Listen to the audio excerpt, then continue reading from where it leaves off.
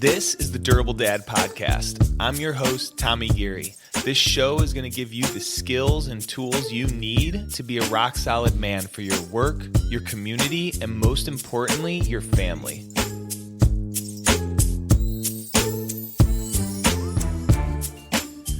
All right, what's up? Episode 105. I am back from Arizona. The Grand Canyon Rim to River hike is complete, mission accomplished. It was an awesome week.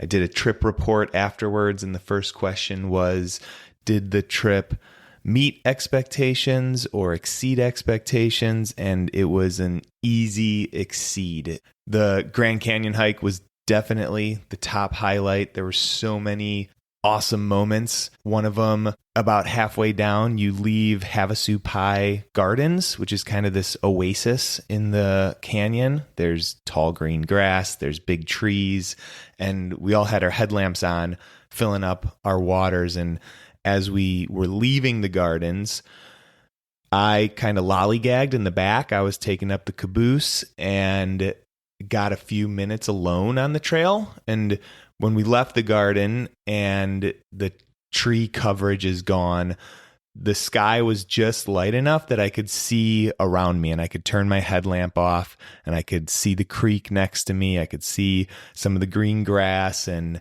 the walls of the canyon next to me. After a few more steps, I looked up and the canyon was bright enough to see the whole thing. We had started at 3 a.m. It was dark the entire start of the hike, and now the sun was coming up and I could see miles and miles down the canyon. It was just a moment for me. I thought about my dad and my uncle and how the last time I was in the canyon, I was with both of them. I wish they could be there with me. My uncle had recently passed away, so that was a moment that I'll never forget. And I got to be alone for that second, and then I kept hiking and came pretty quickly up to some of the other group. So I could see guys about 50 yards ahead of me, and they were just stopped, pointing left, pointing right, taking pictures of each other. And there was another group of guys, another 20 yards out, doing the same thing. And this sunrise in the canyon transformed all these men that a week ago were in their daily routines and handling the responsibilities of life, and transform them into little boys. They were laughing and smiling and so excited.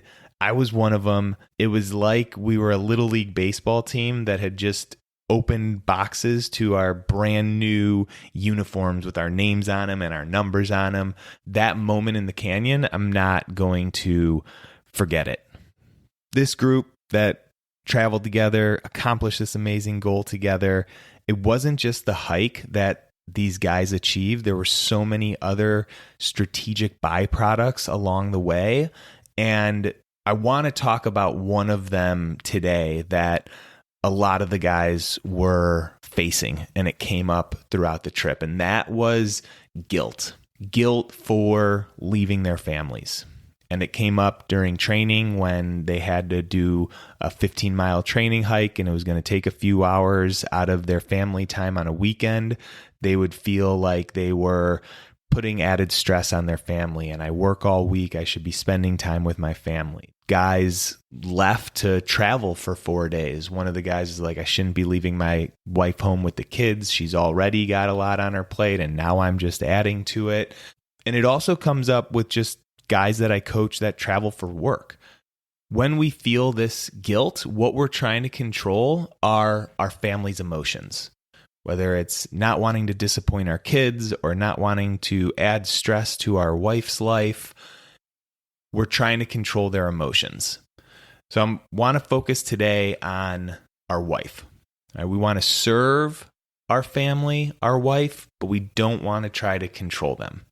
And when you believe that your wife's stress is something that you can actually prevent or something that you can fix, you start to live in a mode of reacting and control, right? You avoid conversations that might upset her. And this just happened to me last week. I double booked my parents coming in town with a meeting that I had on Sunday morning, and I knew about it a week ago, and I didn't tell Brenda until 2 days before the meeting happened because I knew it was going to be a difficult conversation. I knew she was going to be disappointed, so I just avoided the conversation. And back to the guilt that we feel when we're leaving for a trip, we'll overcompensate before we leave. We'll try to really make our wife as happy as possible and plan as much as possible and overload it, overcompensate. And then when we're on the trip, we're thinking about home instead of being present and actually enjoying the trip. We start losing on both ends. So I'm going to tell you what to do about this. One, you want to acknowledge the guilt. Guilt or weight or stress that we feel before we leave or while we're away from our family is not a bad thing. It's actually a sign that you care. It's a sign that being a good husband, being a good father really means something to you. That's why the guilt is there. So you want to acknowledge it, understand the good side of it, but then also dive a little deeper. And a question you can ask yourself is, what am I trying to protect my wife from? This will help separate control from that caring and support part. Right? The caring and support part of guilt we want. The trying to control is something that we want to separate from. So that's the first thing you want to do, is be able to acknowledge your guilt. And then the second thing is let go of outcomes. Before you leave, you can plan and you can communicate and you can prepare and try to set your wife up for success. But then you have to trust. You got to let go. One of the guys on the trip, him and I had some good conversations about this. He was actually doing some coaching with Craig prior to the trip because he was feeling that guilt of leaving his family. And the first day he told me that his daughter got in a fight with her best friend. Then the next day he told me that their dog got sick and his stepdad went to the hospital. And then the next day he told me that his wife's best friend got laid off of work. And this is a friend that already had some unstable stuff in her life happening. So all of these things happening while he's away. His wife is probably a lot more stressed than she normally is at home. And she's dealing with a lot of different shit that is coming up. He's away. He's in Arizona. He's on this awesome dude's trip. The option to feel guilty about this is very real. This became a perfect opportunity for him. And what he realized was, as his wife was telling him all these things that were going wrong at home, he felt the anxiety come up. He felt the guilt, but because he already has explored this, he knew that it was coming from a place of telling himself that he wasn't doing a good job as a dad, that this was his fault. He should be trying to change the things that are happening at home, and he let go. He let go of the outcomes, and he trusted that his wife could take care of it. He trusted that the family works well together. And when he was able to let go, he was able to listen to his wife. He was able to ask a few questions. He became this container for her to vent. When shit's happening in life, sometimes you just want to vent it all out. You don't need to fix it. All of these things aren't fixable from Arizona. And he just listened to her. So that's the ability to understand what's in your control and let go of the outcomes that aren't in your control. So those are the first two things. First, you want to acknowledge your guilt, like this guy did. He explored it prior to going on the trip. That's what coaching's all about. Coaching is practicing, preparing for game time. This trip was coming up. He noticed one of his obstacles might be worrying about what's happening at home while on the trip. He got coached on it, understood his guilt. And then the second step, he went on this trip, shit happened at home, and he let go of outcomes, let go of trying to control. And then the third is you want to redefine what responsibility means. We have a responsibility to serve our family, but responsibility doesn't mean being with them all the time. Sometimes we're going to leave, and that's okay. But then the responsibility becomes leaving well, staying grounded, staying clear, connected. And then you get to return as a man who's filled up his tank. You come home being excited about returning, knowing that now I'm back. Now my role as a father is to be present. My role as a husband is to support, get back in the game.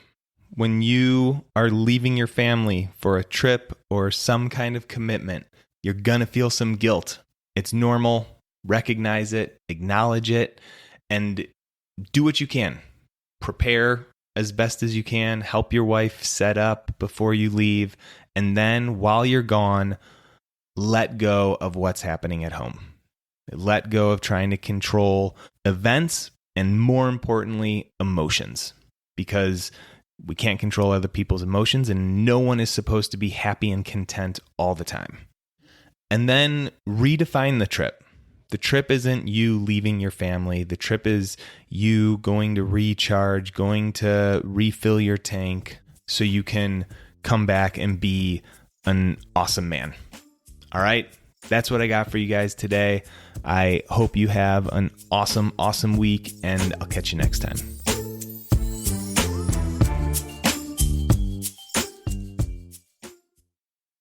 All right, before you take off, what is your big challenge for 2026? If you haven't decided yet, check out the next Grand Canyon trip, a 16-mile hike from the top of the canyon down to the Colorado River and back up. This is the kind of challenge that's going to push you into a higher gear. You're going to train, you're going to get in better shape, and you're going to check off a bucket list experience. So if you're wanting something to train for next year, a goal that's going to pull you out of the grind, this is it. We're assembling the team right now. All the details are on the website. Training starts in January. We hike in April. Check it out.